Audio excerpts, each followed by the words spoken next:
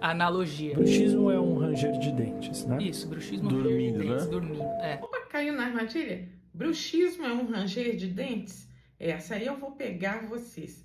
Porque o Volpe, primeiramente vamos entender o que é Volpe. Volpe é o vocabulário ortográfico da língua portuguesa.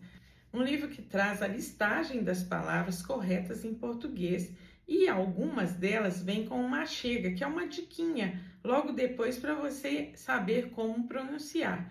E especialmente nessa palavra vem ali um CS, que quer dizer que você deve pronunciar bruxismo.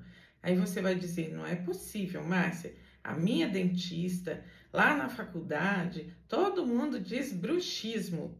E até há um dicionarista, o Sacconi, um dos meus preferidos, que diz que há uma associação à bruxa, porque geralmente a bruxa é prognata, ela tem um queixo assim. E o bruxismo é exatamente para evitar o que o prognatismo traz, que é o ranger de dentes. Quer acertar?